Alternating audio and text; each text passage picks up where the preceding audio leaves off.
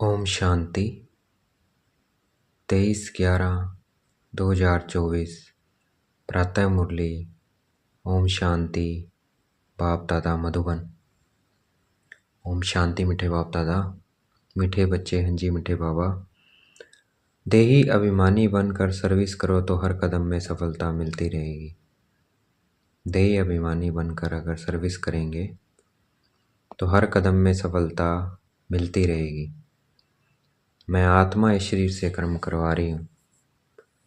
इस बहान से अगर करेंगे, मैं आत्मा करा रही हूँ, शरीर नहीं कर रहा है। मैं आत्मा बिरकुटी के मध्य में विराजमान हूँ। मैं बोल रही हूँ, मैं आत्मा मुख से बोल रही हूँ, सुन रही हूँ, देख रही हूँ, कर्म कर रही हूँ। तो बाबा कहते सर्विस करो तो हर कदम में सफलता मिलती रहेगी। तो सफलता हमें मिलती रहेगी, तो हमें ऐसे कर्म करना है। अभी मैं आत्मा सुन रही हूँ, मैं आत्मा बोल रही हूँ। प्रश्न है, किस स्मृति में रहो तो देह अभिमान नहीं आएगा? उत्तर, सदा स्मृति रहे कि हम गॉडली सर्वेंट हैं। सर्वेंट को कभी भी देह अभिमान नहीं आ सकता। भाई हम कौन है? गॉडली सर्वेंट हैं, परमात्मा के नौकर हैं। तो कभी देह अभिमान नहीं आ सकता। जितना जितना योग में रहेंगे उतना देह अभिमान टूटता जाएगा, और जितना हम योग में रहेंगे उतना क्या है? देह अभिमान टूटता जाएगा। प्रश्न है, देह अभिमानियों को ड्रामा अनुसार कौन सा दंड मिल जाता है जो देहभान में रहते हैं? उत्तर, उनकी बुद्धि में यह ज्ञान बैठता ही नहीं है। साहूकार लोगों में धन के कारण देह अभिमान रहता है, इसलिए वह इस ज्ञान को समझ नहीं सकते हैं। यह भी दंड मिल जाता है। गरीब सहज समझ लेते हैं क्योंकि उनका किधर ही ध्यान नहीं जाता, तो इसलिए वो सहज समझ जाते हैं और उन्हें देह अभिमान भी नहीं होता।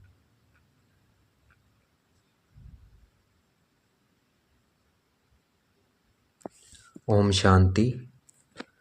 रूहानी बाप ब्रह्मा द्वारा राय दे रहे हैं, याद करो तो यह बनेंगे, याद करो तो यह बनेंगे। किसको याद करना है? बाबा को, शिव बाबा को। सतो प्रधान बन अपने पैराडाइज राज्य में प्रवेश करेंगे। जितना याद करेंगे उतना सतो प्रधान बनेंगे, फिर पैराडाइज राज्य में प्रवेश करेंगे। यह सिर्फ तुमको नहीं कहते हैं, परंतु यह आवाज़ तो सारे भारत बल्कि विलायत में भी जाएगा। सबके पास, बहुतों को साक्षात्कार भी होगा। किसका साक्षात्कार होना चाहिए? वह भी बुद्धि से काम लेना चाहिए। बाप ब्रह्मा द्वारा ही साक्षात्कार कराकर कहते हैं, प्रिंस बनना है तो जाओ ब्रह्मा व ब्राह्मणों के पास। बाबा क्या? ब्रह्मा द्वारा ही साक्षात्कार कराकर कहते हैं, प्रिंस बनना है तो जाओ ब्रह्मा व ब्राह्मणों के पास। यूरोपवासी भी इनको समझने चाहते हैं। भारत पैराडाइज था तो किसका राज्य था? यह पूरा कोई जानते नहीं है। भारत ही हेवन, स्वर्ग था।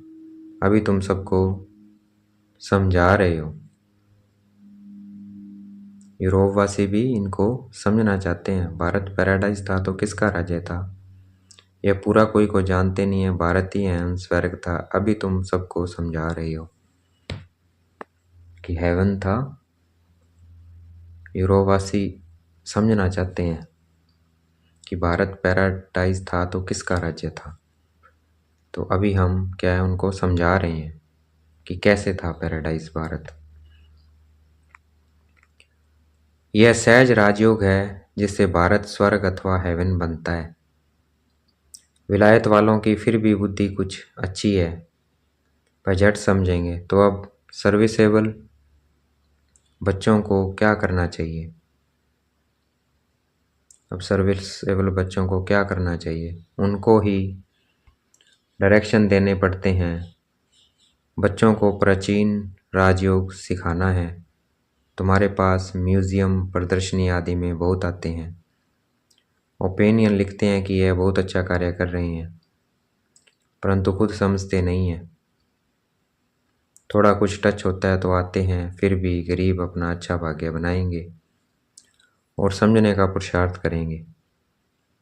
साहूकारों को तो पुरुषार्थ करना नहीं है, दे अभिमान बहुत है ना, तो ड्रामा अनुसार जैसे बाबा ने दंड दे दिया है, फिर भी उन द्वारा आवाज कराना पड़ता है। विलायत वाले तो यह नॉलेज चाहते हैं, सुनकर बहुत खुश हो जाएं। गवर्नमेंट के ऑफिसर्स पिछाड़ी कितनी मेहनत करते हैं, परंतु उन्हें फुर्सत ही नहीं है। उनको भल घर बैठे साक्षात्कार भी हो जाए तो भी बुद्धि में नहीं आएगा, तो बच्चों को बाबा राय देते हैं, ओपिनियन अच्छी अच्छी इकट्ठी करके उनका एक अच्छा किताब बनावे, राय दे सकते हैं। देखो कितना सबको ये अच्छा लगता है। विलायत वाले व भारतवासी भी सहज राजयोग जानना चाहते हैं। स्वर्ग के देवी देवताओं की राजाई जो सहज राजयोग से भारत को प्राप्त होती है, तो क्यों ना यह म्यूजियम गवर्नमेंट हाउस में अंदर लगा दें, जहाँ कॉन्फ्रेंस आदि होती रहती है। यह ख्यालात बच्चों के चलने चाहिए। अभी टाइम लगेगा, इतनी जल्दी नरम बुद्धि नहीं होगी। गोडरेज का ताला बुद्धि को लगा हुआ है, अभी आवाज़ निकले तो रेवोल्यूशन हो जाए। हाँ, होना ज़रूर है। बोलो गवर्नमेंट हाउस में भी म्यूज़ियम हो तो बहुत फॉरेनर्स भी आकर देखें। विजय तो बच्चों की ज़रूर होनी है, तो ख्यालात चलने चाहिए। देही अभिमानी को ही ऐसे ऐसे ख्यालात आएंगे कि क्या करना चाहिए।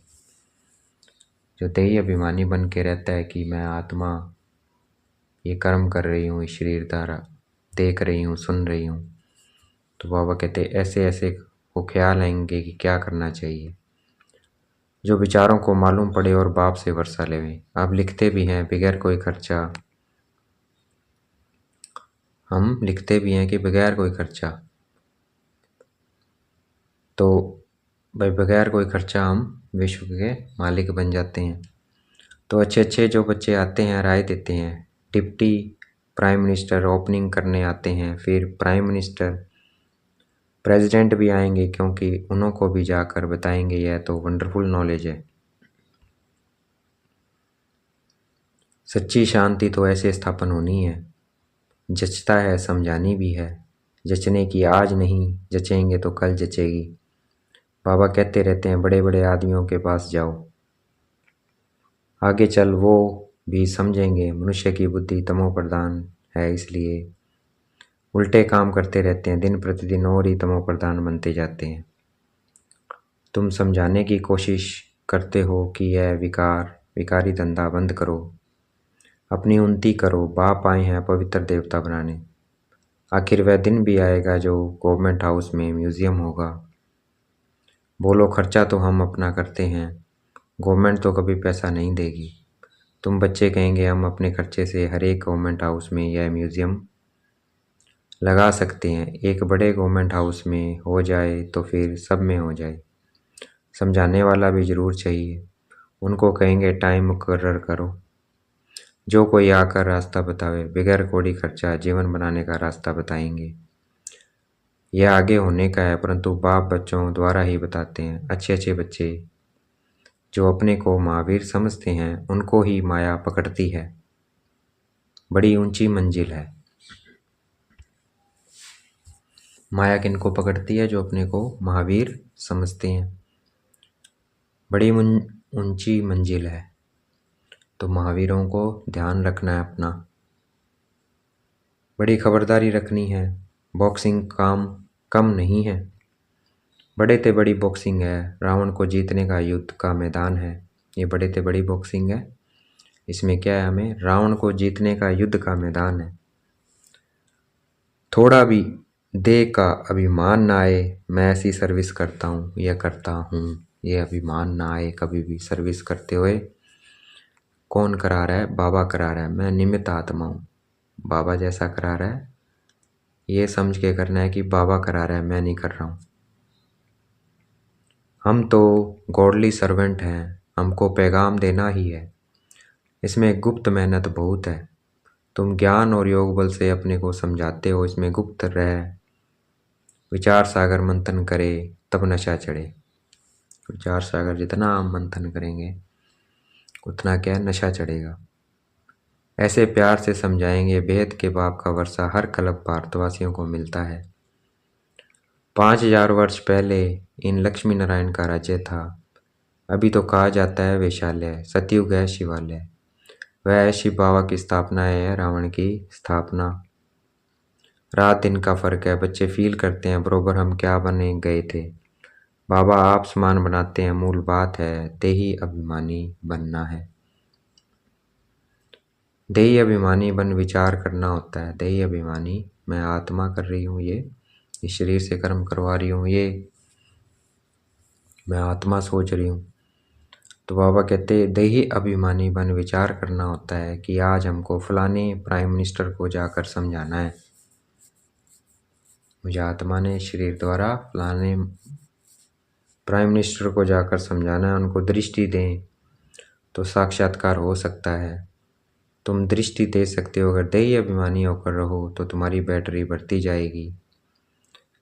देही अभिमानी होकर बैठें, अपने को आत्मा समझ बाप से योग लगाएं, तब बैटरी बढ़ सकती है। देही अभिमानी होकर बैठें, अपने को आत्मा समझ बाप से योग लगाएं, तब बैटरी बढ़ सकती है। गरीब झट अपनी बैटरी बढ़ सकते हैं क्योंकि बाप को बहुत याद करते हैं। जो जितना बाबा को याद करेंगे तो वो झट अपनी बैटरी बढ़ सकता है। ज्ञान बल अच्छा है, योग कम है तो बैटरी भरना है इसके। ज्ञान बहुत अच्छा है लेकिन योग कम है, तो बाबा कहते बैटरी भर नहीं सकती, क्योंकि देह का अहंकार बहुत रहता है। देह का अहंकार क्या है? बहुत रहता है। योग कुछ भी है नहीं, इसलिए ज्ञान बाण में जोर नहीं बढ़ता। तलवार में भी जोर होता है, वही तलवार 10 रुपया, वही तलवार 50 रुपया। गुरु गोविंद सिंह की तलवार का गायन है, इसमें हिंसा की बात नहीं है। देवताएं हैं डबल हिंसक, देवताएं हैं डबल हिंसक। आज भारत ऐसा, कल भारत ऐसा बनेगा, तो बच्चों को कितना खुशी होनी चाहिए। देवताएं डबल हिंसक क्यों हैं? किसी को वो हिंसा नहीं करते स्थूल और ना विकार में जाते, तो इसलिए वो क्या डबल हिंसक है।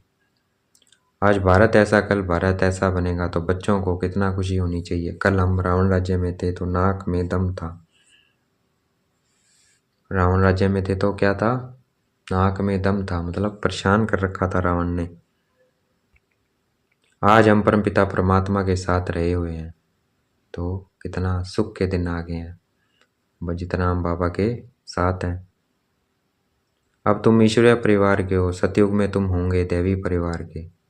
अब हम ईश्वरीय परिवार के हैं, देखो, और सतयुग में दैवी परिवार के होंगे। तो अब हम उच्च से उच्च परिवार के हैं, तो ये नशा होना चाहिए।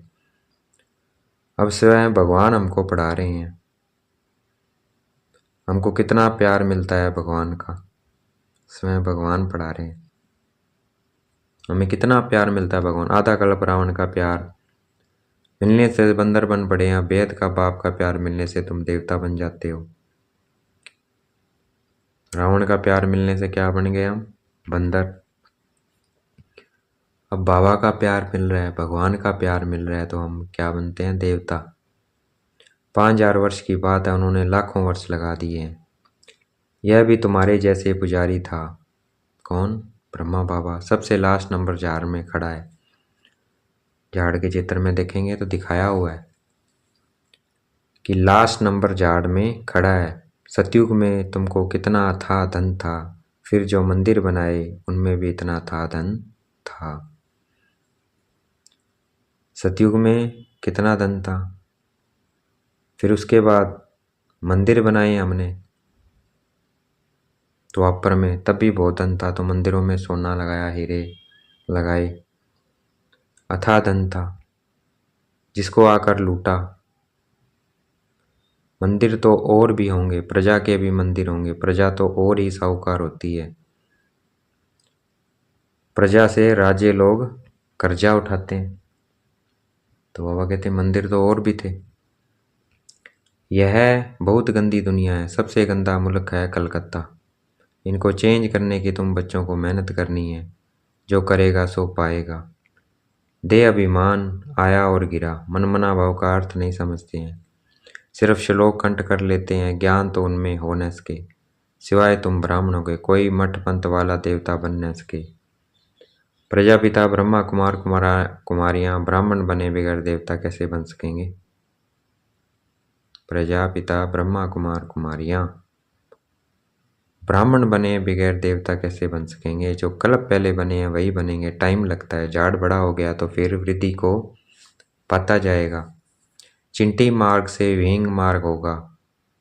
बाप समझाते हैं, मीठे बच्चों बाप को याद करो, सुदर्शन चक्र फिराओ।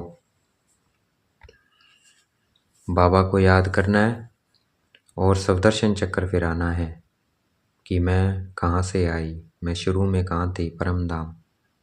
देखना है अपना निराकार स्वरूप। फिर पहला जन्म देवी देवता, तो देवी देवता स्वरूप में देखना है। मैं धरती पर पाठ बजाने आई, पहला कौन सा जन्म मिला? देवी देवता।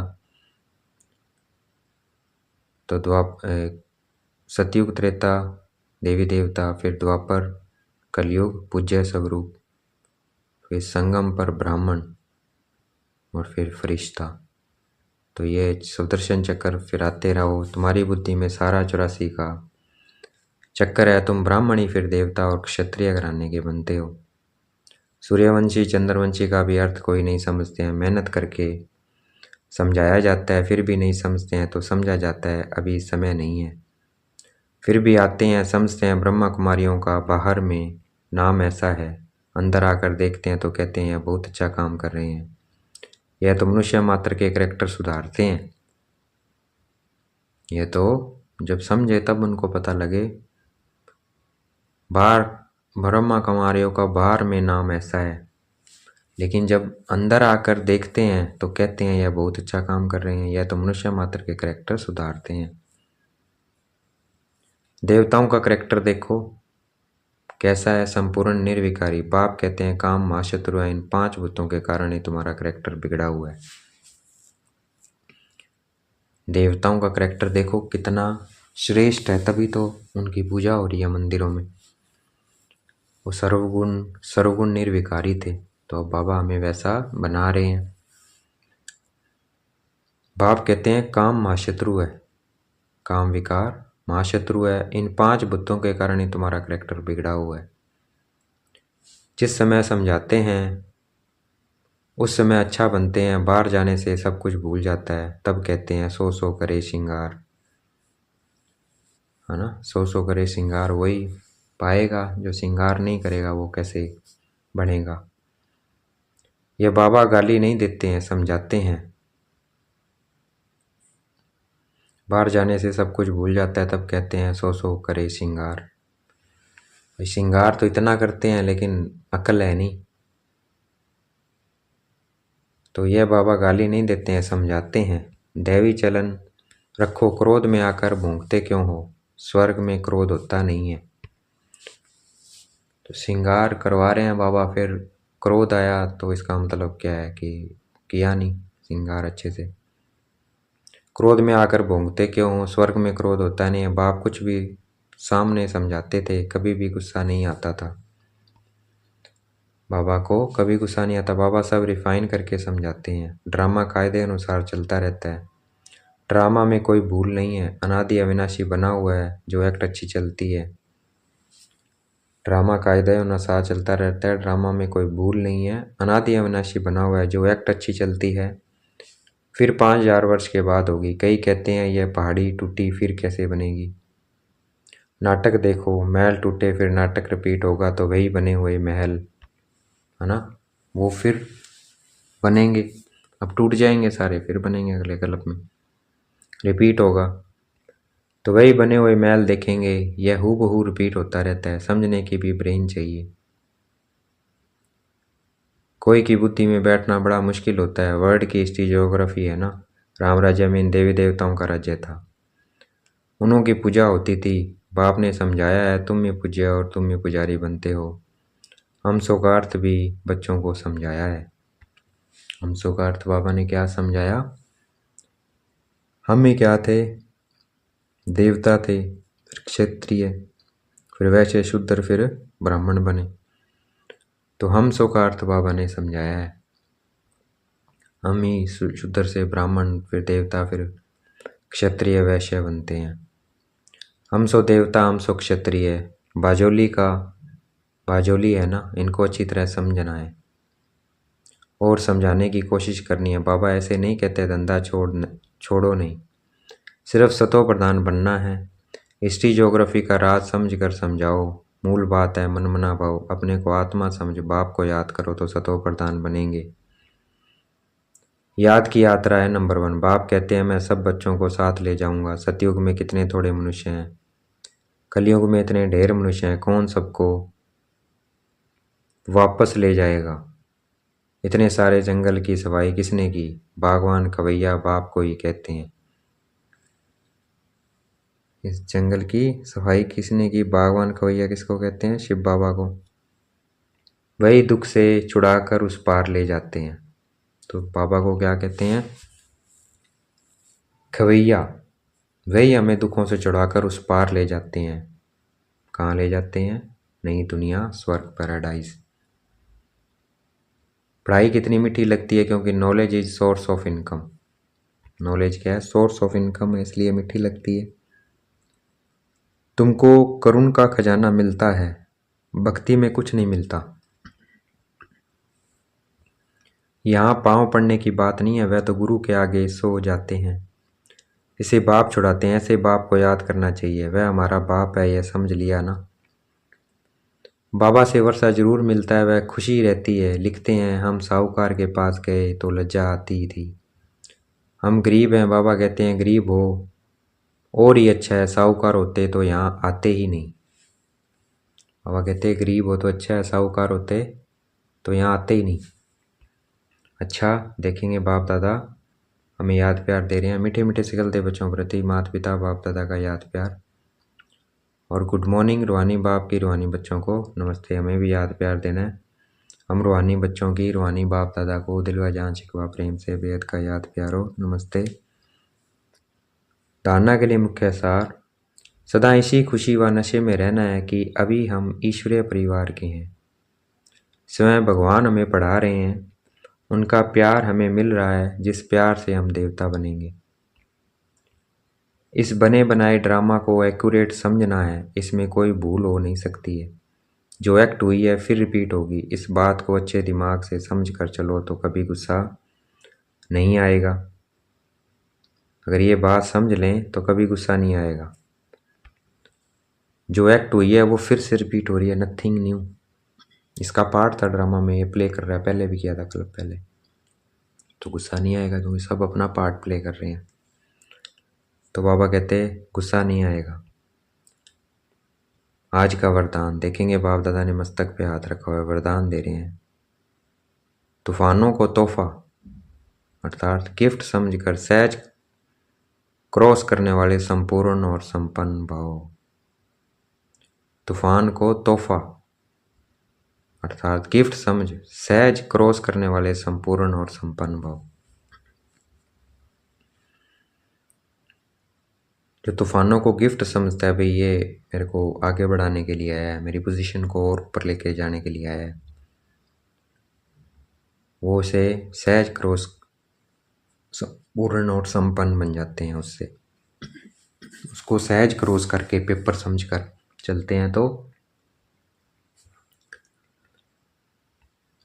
व्याख्या है, जब सभी का लक्ष्य संपूर्ण और संपन्न बनने का है तो छोटी छोटी बातों में घबराओ नहीं। मूर्ति बन रहे हो तो कुछ हिम्मत तो लगेंगे ही ना, मूर्ति बन रहे हैं तो कुछ हथौड़े लगेंगे, देवी देवता बन रहे हैं तो। जो जितना आगे होता है उसको तूफान भी सबसे ज़्यादा क्रॉस करने आते हैं, लेकिन वो तूफानों को तूफान नहीं लगता है, तोहफा लगता है। यह तूफान भी अनुभवी बनने की गिफ्ट बन जाते हैं। इसलिए विघ्नों को वेलकम करो और अनुभवी बनते आगे बढ़ते चलो। आज का स्लोगन है,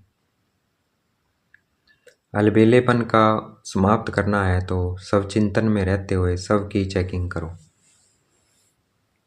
अलबेलेपन को समाप्त करना है, भी कर लेंगे, हो जाएगा, तो सब चिंतन करो अपना और सबकी चेकिंग करो, भाई क्या क्या कमी है उसे अब निकालना है मुझे, तो अलबेलापन समाप्त हो जाएगा। अच्छा, ओम शांति। शुक्रिया मीठे बाबा, शुक्रिया।